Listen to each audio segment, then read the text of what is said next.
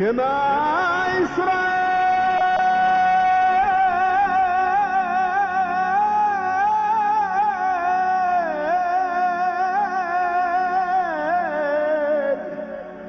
Adonai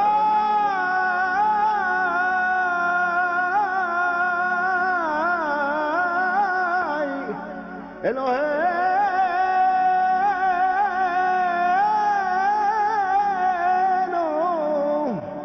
Adonai Echad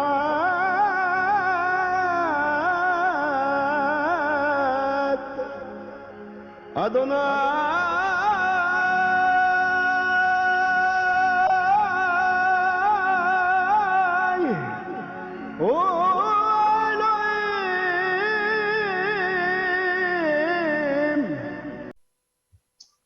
shalom, praise the Lord. ஆண்டவரும் அருமை இரட்சகருமாகிய இயேசு கிறிஸ்துவின் நாமத்தில், யெஷுவா ஹமஷியாக் நாமத்தில் வாழ்வு தரும் அப்பம் என்கிற இந்த நிகழ்ச்சிக்கு உங்களை நான் அன்போடு கூட வரவேற்கிறேன். ஆண்டவருடைய பிதான கிருபையினால் 5 நிகழ்ச்சிகளை நாம் முடித்து இன்றைக்கு நாம் 6வது நிகழ்ச்சிக்காக நாம் கடந்து வந்திருக்கிறோம். கர்த்தர் தம்முடைய மாறாத நித்திய நோக்கத்தை நம்முடைய வாழ்க்கையில் நிறைவேற்றுவாராக. வாழ்வு தரும் அப்பம் தேவன் நமக்கு தந்திருக்கிற பரிசுத்த வேதாகமம் தான் அந்த வாழ்வு தரும் அப்பம். வேதத்தினுடைய ஒவ்வொரு பகுதியும் நம்மை வாழ வைக்கிற அப்பமாக இருக்கிறது. வேதத்தினுடைய ஒவ்வொரு வார்த்தையும் நம்மை வாழ வைக்கிற அப்பமாக இருக்கிறது. அது மட்டும் இல்ல, எபிரேயத்தை படிக்கிறவர்களுக்கு தெரியும், இந்த வேதத்துடைய ஒவ்வொரு எழுத்துகளும் மனிதனை வாழ வைக்கக்கூடிய அப்பம். ஆகவே வாழ்வு தரும் அப்பமாகி இந்த வேதத்தை நாம் ஆராய்ந்து கொண்டிருக்கிறோம். அதை உட்கொள்ள தேவன் நமக்கு உதவி செய்கிறார். சரி, இது ஆரம்ப வசனமாக உபாகமத்துல 8ஆம் அதிகாரம் 3-4, கரெக்டா அந்த 3ஆம் வசனத்தையும் 4ஆம் வசனத்தையும் வாசிங்க. அடுத்து மத்தேயு 4ஆம் அதிகாரம் 4வது வசனம். உபாகமம் 8ல 3லிருந்து 3ஆம் வசனமும் 4வது வசனத்தையும் வாசிப்போமாக. உபாகமம் 8, 3, 4, அப்புறம் மத்தேயு 4ஆம் அதிகாரம் 4வது வசனம். 3ஆம் வசனத்திலிருந்து வாசிப்போம். உபாகமம் 8, 3. அவர் உன்னை சிறுமைப்படுத்தி உன்னை பசியினால் வார்த்தி, மனுஷன் அப்பத்தினால் மாத்திரமல்ல கர்த்தருடைய வாயிலிருந்து புறப்படுகிற ஒவ்வொரு வார்த்தையினாலும் பிழைப்பான் என்பதை உனக்கு உணர்த்தும்படி நீயும் உன் பிதாக்களும் அறியாதிருந்த மன்னாவினால் உன்னை போஷித்தார். வாழ்வு தரும் அப்பம் மனுஷன் அப்பத்தினால் மாத்திரமல்ல, வாயிலிருந்து புறப்படுகிற ஒவ்வொரு வார்த்தையினாலும் அவன் வாழ்ந்திருப்பான். நம்முடைய ஆண்டவராகிய யெஷுவா சாத்தான் அவரை சோதிக்கும்படியாக வந்தபோது இதே வார்த்தையை சொல்வாருங்க. இதே வார்த்தையை அவர் சொல்லுகிறார். சாத்தான் அவன் அவரை சோதிக்கிறதுக்கு சொல்றான், நீ தேவனுடைய குமாரனை ஆனால் இந்த கல்லுகளை அப்பமாகும்படி சொல்லும். நீங்க தேவகுமாரன் தானே, இந்த கல்லுகளை அப்பமாகும்படி சொல்லுங்க. நீங்க தேவகுமாரன்கிற அந்த பவரை அந்த அதிகாரத்தை உபயோகப்படுத்துங்க அப்படின்னு அவன் சொல்றான்.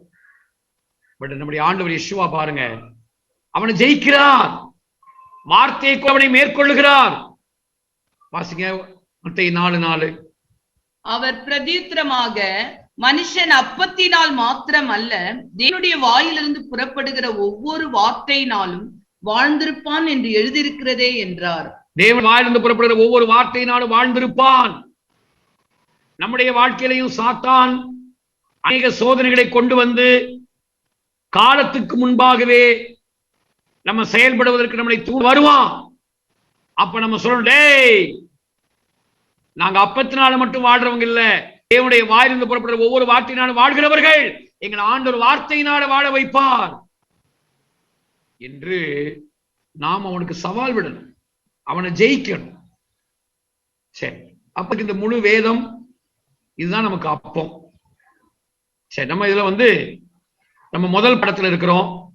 பழைய ஏற்பாடு என்கிறதான முதல் பாடத்தில் நம்ம இருக்கிறோம். இதுல நம்ம முதலாவது குறிப்புக்குள்ளாக நாம் இருக்கிறோம். முதல் பாடத்துல முதல் பழைய ஏற்பாடு ஒரு கண்ணோட்டம். அதுல நம்ம 4 கருத்துக்களை நாம் படிச்சிட்டோம்.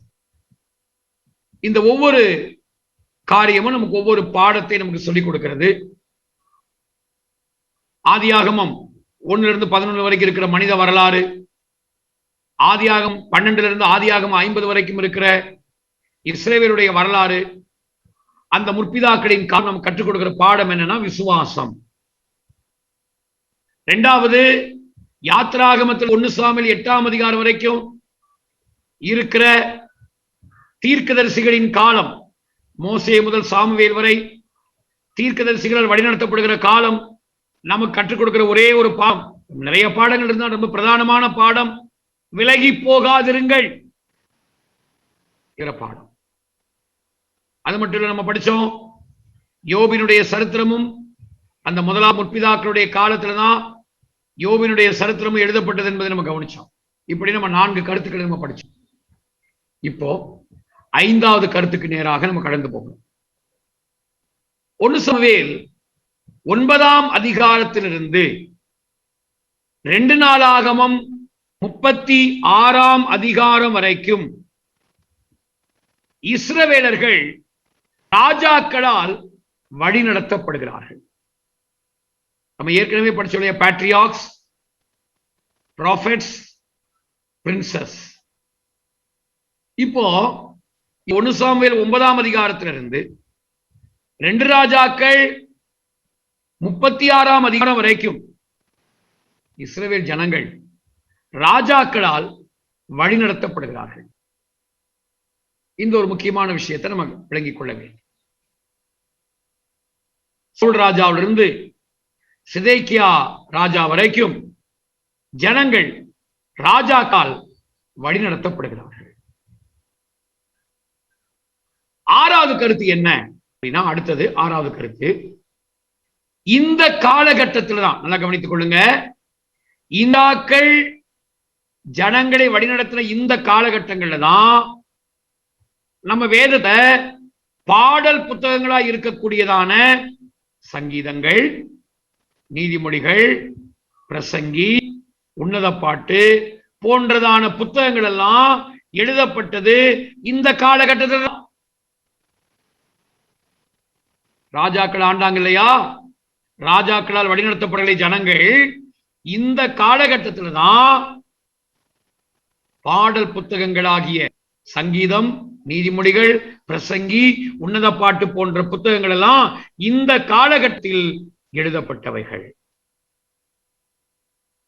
இதை நம்ம புரிந்து கொள்ள வேண்டும்.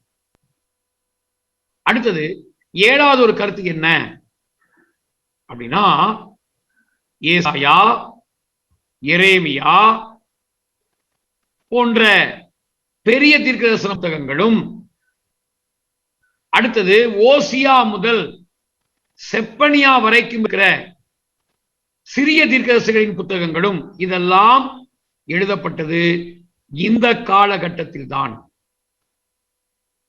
திரும்பவும் சொல்றேன், ஏசாயா, எரேமியா போன்ற பெரிய தீர்க்கதரிசன புத்தகங்களும், அடுத்தது ஓசியாவிலிருந்து செப்பனியா வரைக்கும் இருக்கிற சிறிய தீர்க்கதரிசன புத்தகங்கள் எல்லாம் எழுதப்பட்டது இந்த ராஜாக்களின் காலகட்டத்தில்.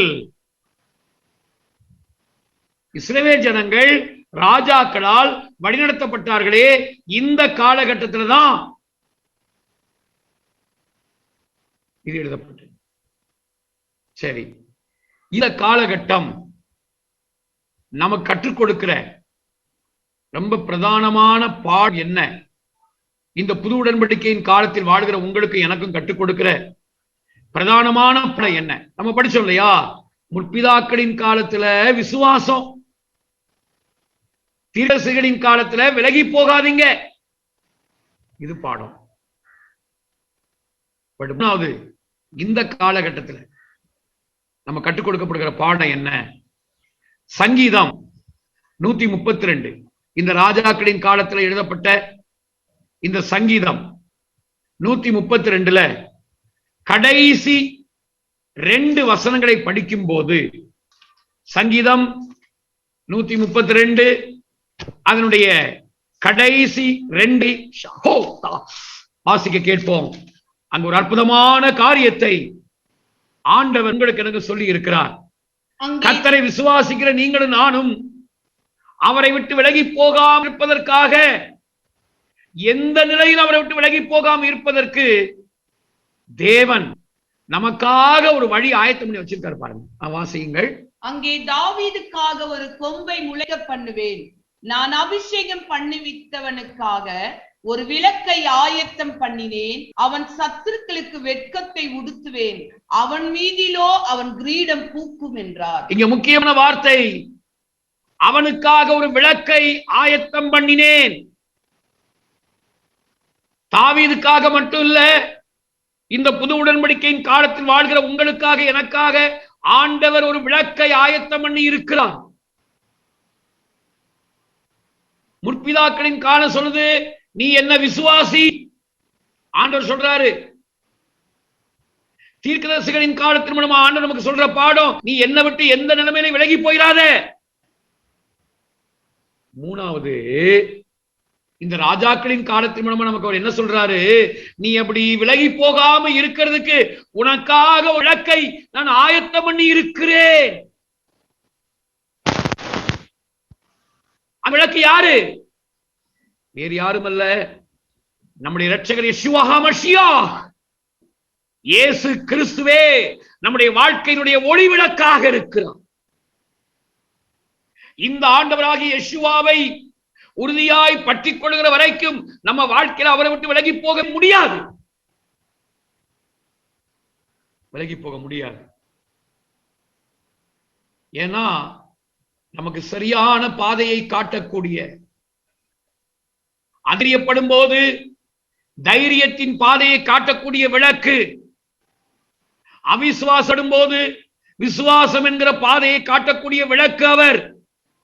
நம்முடைய வாழ்க்கையில நம்மை சுற்றிலும் அநேக அசுத்தங்கள் வந்து அப்படி சூழ்ந்திருக்கும் போது பரிசுத்தம் என்கிற பாதையை காட்டக்கூடிய விளக்கு யெஷுவா மஷியாஹ்.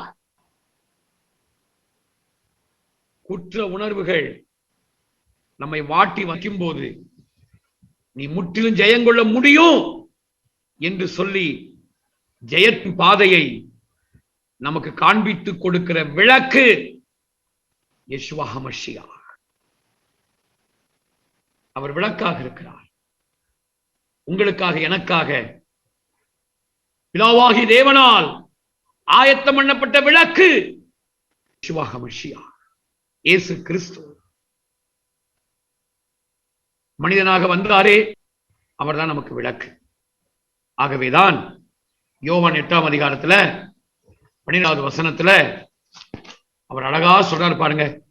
பாவ இருளுக்குள் மூழ்கி கிடந்த அந்த விபச்சாரத்தில் பிடிபட்ட அந்த பெண்ணை பார்த்து, பெண்ணே இனிமேல் பாவம் செய்யாத, நீ போ அப்படி சொல்லிட்டு, நீ அப்படி போறதுக்கு, பாவம் செய்யாம பரிசுத்த வாழ்க்கையை நோக்கி நீ கடந்து போவதற்கு உனக்காக வெளிச்சமாய் பிரகாசிக்கிற விளக்கு நான் தான் என்று சொல்கிறார். யோவான் 8:12 வாசிப்போம். யோவான் 8ஆம் அதிகாரம் 12ஆம் வசனம். மறுபடியும் இயேசு ஜனங்களை நோக்கி, நான் உலகத்திற்கு ஒளியாயிருக்கிறேன், என்னை பின்பற்றுகிறவன் இருளிலே நடவாமல் ஜீவ ஒளியை அடைந்திருப்பான் என்றார். என்னை பின்பற்றுகிறவன் இருளிலே நடவாமல் ஜீவ ஒளியை அடைந்திருப்பான். அருமையானவர்களே, நம்முடைய வாழ்க்கையில நம்ம விளங்கிக் கொள்ள வேண்டிய ஒரு முக்கியமான பாடம் என்ன அப்படின்னா, நமக்காக ஒரு விளக்கு இருக்கு. நமக்காக ஆயத்தம் பண்ணப்பட்ட ஒரு விளக்கு நம்முடைய யெஷுவா மஷியாஹ் நமக்கு இருக்கிறார். வாழ்க்கையில எந்த இருள் வந்தாலும், என்ன தடுமாற்றங்கள் வந்தாலும், என்ன தவறிப்போ நிலைமைகள் வந்தாலும், நீங்க குற்ற உணர்வுக்குள்ள போய் அவரை விட்டு விலகி போயிடாதீங்க. விலகி போகாம இருக்கிறதுக்கு நமக்காக பாதை காட்டுகிற ஒரு தீபமாக யெஷுவா இருக்கிறார். கண்டிப்பா கைவிட மாட்டார். வாதிக்கப்பட்டு வதைக்கப்பட்டு வாழ்வை இழந்துட்டேன் அப்படிங்கிற உணர்வோட இருக்கீங்களா சிஸ்டர்? இருக்கீங்களா பிரதர்? உங்களுக்காக ஒரு விளக்கு, உங்களுக்காக ஒரு ஒளி விளக்கு. இந்த ஆண்டவர் யெஷுவா ஹமஷியாக் இயேசு கிறிஸ்து கல்வாரி நாயகர் உங்களுக்காக ஆயத்தமாக்கப்பட்ட விளக்கு உங்களை அன்போடு அழைக்கிறார். சோ முற்பிதாக்களின் காலம் நம்ம கற்றுக் கொடுக்கிற பாடம் என்ன பாடம் கற்றுக் கொடுக்குது? விசுவாசமா இருங்க, என்ன நம்புங்க. கர்த்தர் சொல்றார், இஸ்ரவேலின் தேவன், பரலோக தேவன் உங்களை என்னை பார்த்து சொல்றார். அடுத்தது தீர்க்கதரிசிகளின் காலம் நமக்கு என்ன பாடத்தை சொல்லிக் கொடுக்குது? எந்த நிலைமையில என்னை விட்டு விலகி போகாதீங்க, நான் உங்களை விட்டு விலக மாட்டேன், நீங்க என்னை விட்டு விலகி போயிடாதீங்க. நான் விட்டு விலகுவதும் இல்லை, உன்னை கைவிடுவதும் இல்லை. அதே நேரத்தில் நீ என்னை விட்டு விலகிறாத என் பிள்ளை, என்னை விட்டு விலகிறாத என்று சொல்லுகிற. உன்னுடைய நிலைமை எதுவானாலும், என்ன காரியமானாலும் என்கிட்ட மனம் திறந்து சொல்லு. அடுத்து மூணாவது, நீ அப்படி விலகி போகாம இருக்கிறதுக்கு, நீ விலகி போகாம இருப்பேனா உனக்கு சரியான பாதையை காட்டுகிற விளக்கா நானே உனக்கு இருப்பேன். இந்த அன்பின் யெஷுவா, லவ்விங் யெஷுவா, இந்த அன்பான இயேசு எனக்கு வாக்கு பண்றாரு. நான் உனக்கு விளக்கா இருப்பேன், உனக்கு பாதை காட்டுகிற விளக்கா நானே வருவேன் என்று வாக்கு பண்ணுகிறார்.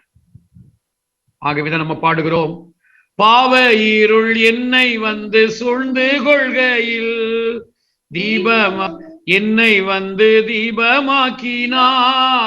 பாவ இருள் என்னை சூழ்ந்து கொள்கையில் தேவனவர் தீபமாய் என்னை தேற்றினார். ஆனந்தம் கொள்ளுவேன், அவரை நான் பாடுவேன் உயிருள்ள நாள் வரையில். அல்லேலூயா, ஆனந்தம் கொள்ளுவேன், அவரை நான் பாடுவேன் உயிருள்ள நாள் வரையில். இந்த நாவில் புது பாட்டு இந்த யேசுவா தருகிறார்.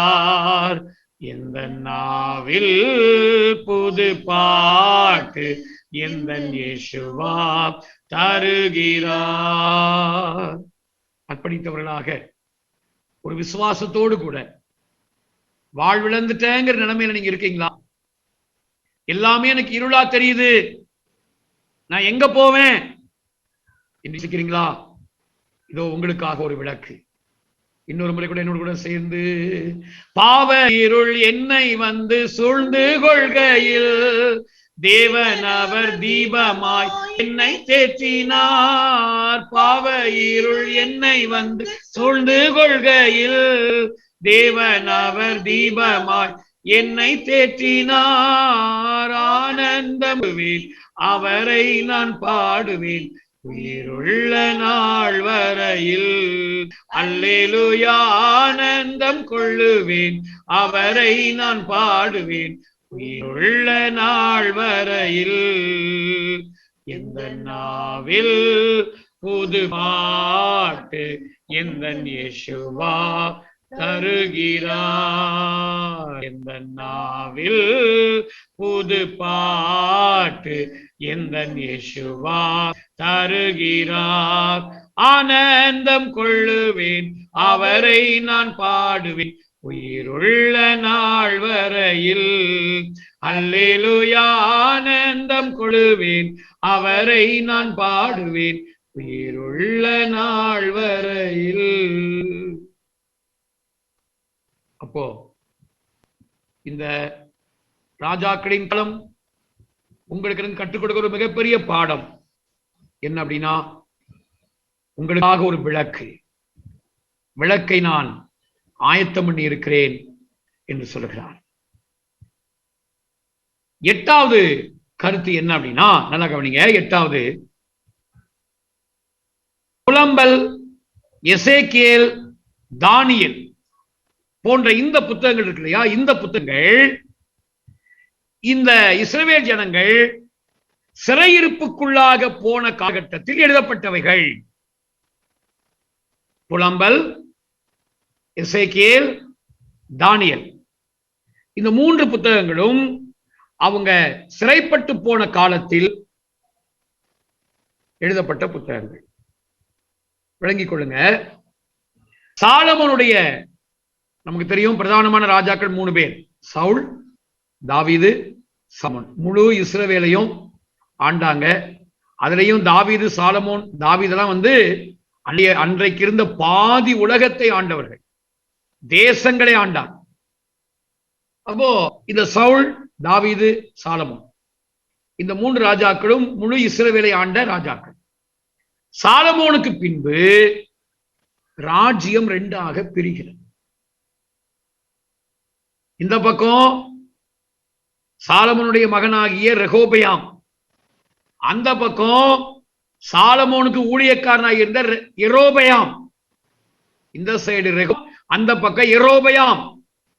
இப்ப பாருங்க, ராஜ்யம் 2ஆ பிரியுது சாலமோனுக்கு பின்பு. ஒன்னு வடக்கு ராஜ்யம், இன்னொன்று தெற்கு ராஜ்யம்.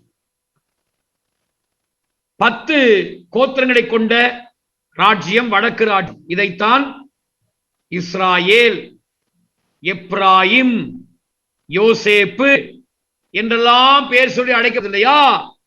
அந்த இஸ்ரவேல் என்பது இந்த 10 கோத்திரங்கள்.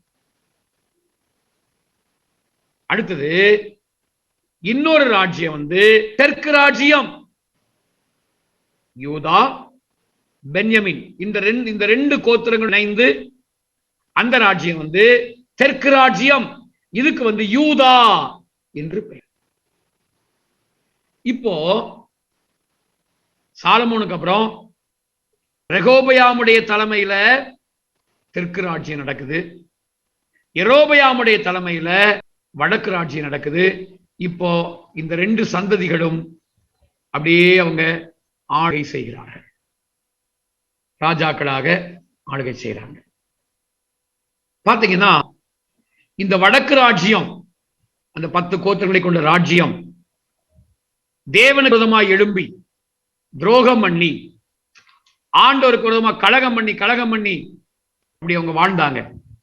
எவ்வளவோ ஆண்டவர் காலங்களை கொடுத்தார், தவணை கொடுத்தார், எச்சரித்து பார்த்தார். அவங்க இருதயத்துடைய கடினத்தன்மை மாறவே இல்லை. ஆகவே அவர்களை அசீரியருடைய கைகளிலே அடிமைகளாக ஒப்புக் கொடுத்து விட்டார். வடக்கு ராஜ்யம் அசீரியர்களால் சிறைப்படுத்தப்பட்டார்கள். அடுத்து இந்த தெற்கு ராஜ்யம் கொஞ்சம் பரவலாம இருந்தாங்க. இதுல கொஞ்சம் நல்ல ராஜாக்கள் இருந்திருக்காங்க. ஆசா, யோசபாத், எசேக்கியா, இந்த மாதிரியான நல்ல ராஜாக்கள் இருந்திருக்கிறாங்க. ஆனாலும் இவங்களும் ஆண்டவருக்கு பூர்ணமா கீழ்ப்படியாம, தேவன் அவங்களுக்கு சொன்ன கட்டளையை கை கொள்ளாம இப்படியாக வாழ்ந்தபடியினால இவங்களை ஆண்டவர் பாபிலோனுடைய கைகளிலே ஒப்பு கொடுத்து விட்டார்.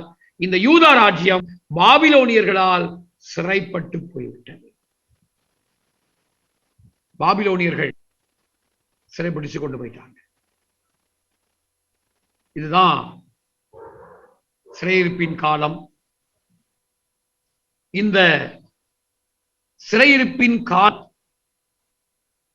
ரொம்ப முக்கியமான ஒரு காலம். அதுல அசீரியர்களுக்கு அடிமையா போன அந்த இஸ்ரவேலர்கள் திரும்பி வந்தாங்களா இல்லையா? அந்த வரலாறு இல்லை. ஆனா யூதா ராஜ்யத்தை அடிமைகளாக ஒப்பு கொடுத்தாலும் ஆண்டவர் 70 ஆண்டுகளுக்கு பின்பாக அவங்களை திரும்பி வர பண்ணிட்டார். அப்ப அவங்க இந்த சிறையிருப்புல இருக்கிற காலத்துல, குறிப்பாக இந்த யூதா ராஜ்யம் சிறைப்பட்டு போனாங்க இல்லையா? அப்படி சிறையிருப்புக்குள்ளாக இருக்கிற காலத்தில், அந்த காலகட்டத்துல எழுதப்பட்ட புத்தகங்கள் தான் இந்த எசேக்கியேல், புலம்பல், தானியேல் போன்ற புஸ்தகங்கள். இதுல நமக்குரிய பாடம், ரொம்ப ஒரு முக்கியமான பாடம் இருக்கு.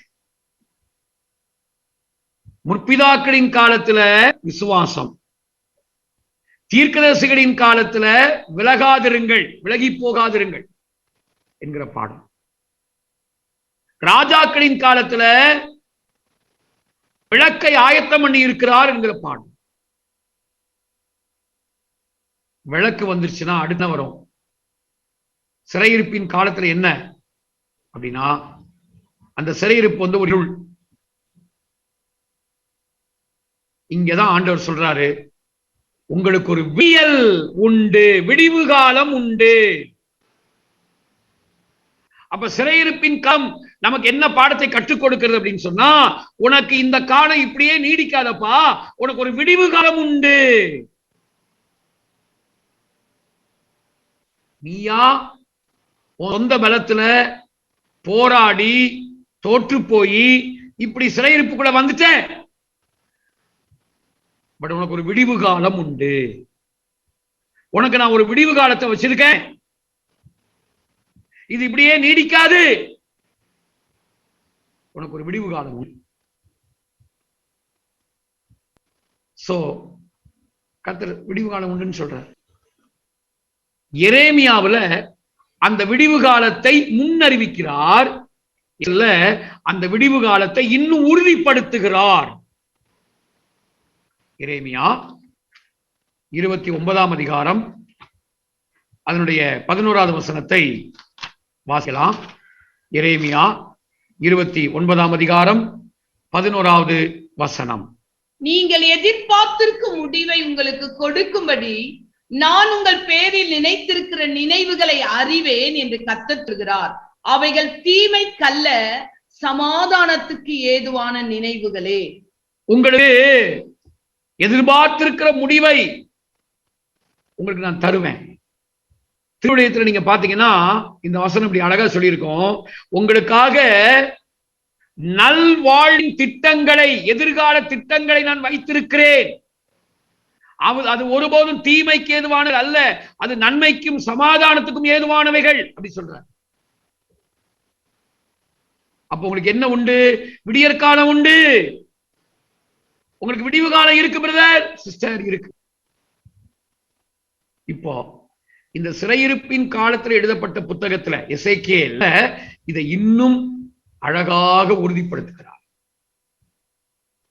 அந்த நல்ல முடிவு, அந்த நல்ல எதிர்கால திட்டம் எது? எசேக்கியேல் 36 அதிகாரம் 27வது வசனத்தை படிக்கும் போது, எசேக்கியேல் 36:27 படித்தால் அங்க இப்படி தெளிவா சொல்லியிருக்கு பாருங்க. வாசிங்க எசேக்கியேல் 36:27. Thank you Lord. என் வாசஸ்தலம் 28 வாசிங்க. 28. அப்படியே என் பரிசுத்த ஸ்தலம். எசேக்கியேல்ல 36ஆம் அதிகாரத்துல 27, 28 வசனத்தை வாசிங்க. உங்கள் உள்ளத்திலே என் ஆவியை வைத்து. இதாங்க விடிவு காலம். உங்க உள்ளத்துல என்னுடைய ஆவியை வைப்பேன். ஆசரிப்பு கூடாரத்துல வாசம் பண்ணி கொண்டிருந்த நான் இனி உங்க உள்ளத்துல வாசம் பண்ண போறேன். விடிவு காலம். அது மட்டும் இல்ல சொல்றாரு, படிங்க. உங்களை என் கட்டளைகளில் நடக்கவும், உங்களை என்னுடைய கட்டளைகளில் நடக்கவும், என் நியாயங்களை கைக்கொள்ளவும் அவைகளின்படி செய்ய பண்ணுவேன். நான் உங்களை செய்ய பண்ணுவேன். இதான் விடிவு காலம். என்ன விடிவு காலம்? ஆசரிப்பு கூடாரத்துல, ஆலயத்துல ஆசாரிகள் பிரவேசிக்க முடியாத அளவுக்கு அங்கே வாசம் பண்ணி கொண்டிருந்த நான் இப்ப உள்ளத்துல வாசம் பண்ணுவேன். என்னுடைய ஆவியை வைப்பேன். பரிசுத்த ஆவியானவர் உங்களுக்குள்ள வருவார், உங்க உள்ளத்துல வந்து தங்குவார். உங்க ஆவியோட அவர் இணைஞ்சிருப்பாரு. அப்போ என்னுடைய வார்த்தையை கை கொள்ள, அதன்படி செய்ய, அதன்படி நடக்க நான் பண்ணுவேன். இதுதான் புது உடன்படிக்கையின் பாக்கியம். இந்த புது உடன்படிக்கையின் பாக்கியம், இந்த புது உடன்படிக்கையின் காலம்தான் உங்களுக்கு எனக்கு வந்திருக்கிற விடிவு காலம். இதை ஆண்டவர் பெந்தேகோஸ்தே நாளிலே இதை ஆரம்பித்தார். கல்வாரி சிலுவையில் ஆண்டவராகிய இயேசுவா ரத்தத்தை சிந்தின போது இதற்கான அஸ்திபாரம் போடப்பட்டது. பெந்தேகோஸ்தே நாளிலே அந்த புது உடன்படிக்கை விடிவு காலம் ஆரம்பமாகி இருக்கிறது. நண்பரே, சகோதரா, சகோதரியே, இன்னைக்கு உங்க வாழ்க்கை ஒரு சிறையிருப்பு போல தெரியுதா? உங்களுக்கு ஒரு விடிவு காலம் இருக்கு. நம்ம வாழ்க்கையில ஏன் நம்ம சிறையிருப்பு போல நம்ம அநேக நேரங்களில் உணர்றோம்னா, நம்ம இருக்கிற உடன்படிக்கையினுடைய மேன்மை நமக்கு தெரியாததுனால. நாம் எந்த உடன்படிக்கைக்கு உட்பட்டு இருக்கிறோம், அந்த உடன்படிக்கையினுடைய மேன்மை என்ன என்பது உங்களுக்கு ஒரு விடிவு காலம். நாம் இருக்கிற அந்த புது உடன்படிக்கை மகத்துவத்தை தேவன் உங்களுக்கு எனக்கு தெரிய வைக்கிறார். இப்போ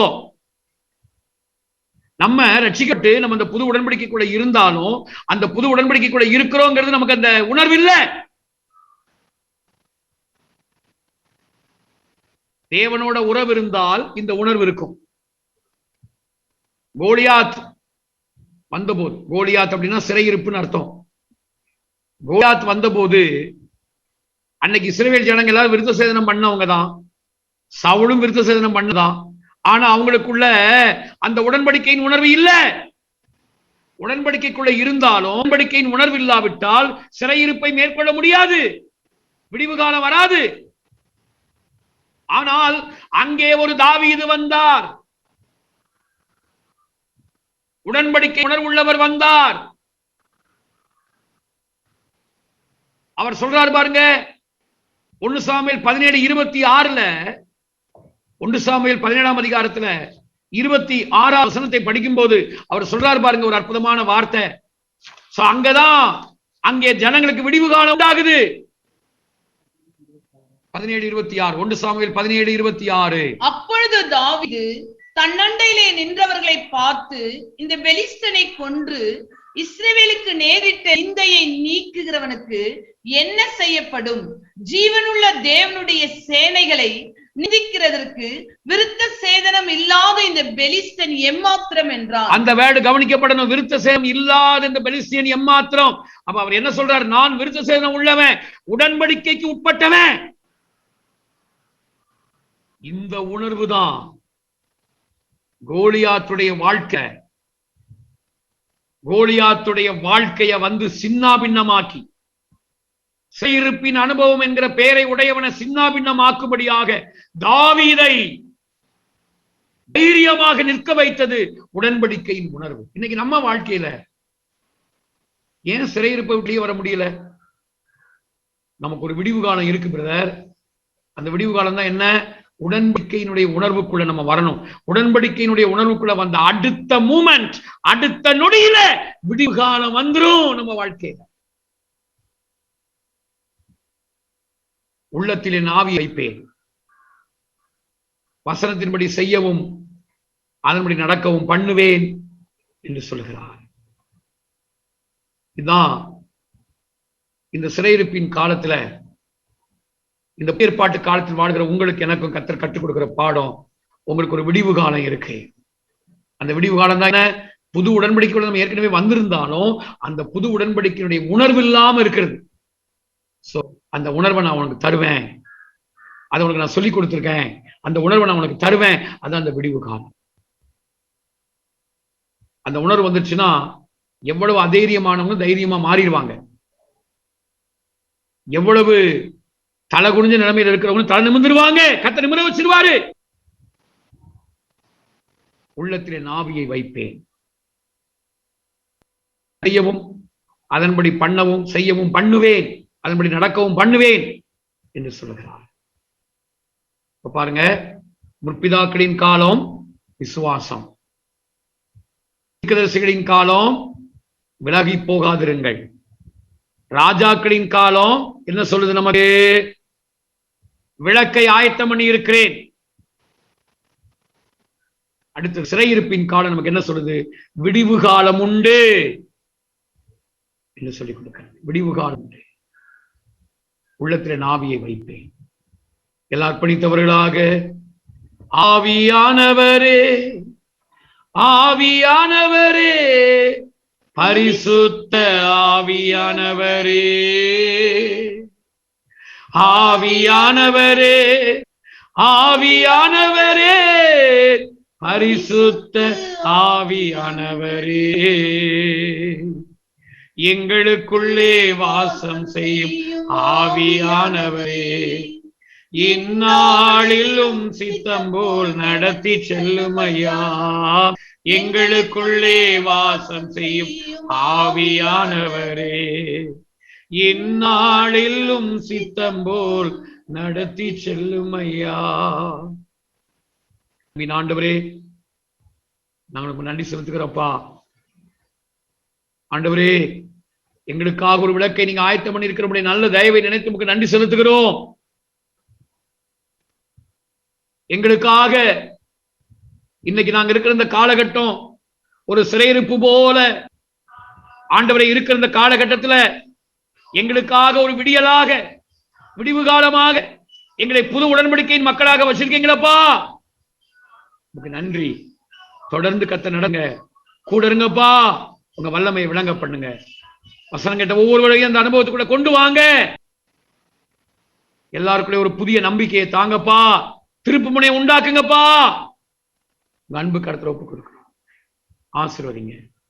யெகோவா ஹமஷியாக் நாமத்தில், இயேசு கிறிஸ்துவின் நாமத்தில் ஜெபிக்கிறோம் எங்கள் நல்ல பிதாவே.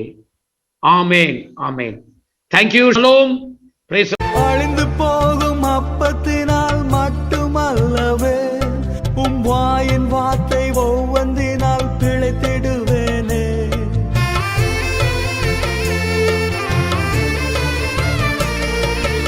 அழிந்து போகும் அப்பத்தினால் மட்டுமல்லவே, உம் வாயின் வார்த்தை ஒவ்வொன்றினால் பிழைத்திடுவேனே.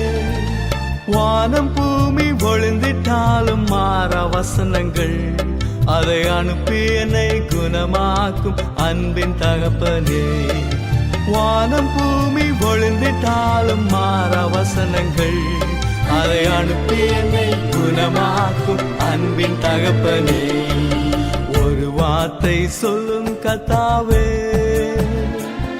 நான் சுகமாவேன் உண்மை கர்த்தாவே. ஒரு வார்த்தை சொல்லும் கர்த்தாவே, நான் சுகமாவேன் உண்மை கர்த்தாவே. வார்த்தையிலே சுகமுண்டு, வார்த்தையிலே ஜீவனுண்டு. வார்த்தையிலே சுகமுண்டு, வார்த்தையிலே ஜீவனுண்டு. ஒரு வார்த்தை சொல்லும் கர்த்தாவே, நான் சுகமாவேன் உண்மை கர்த்தாவே.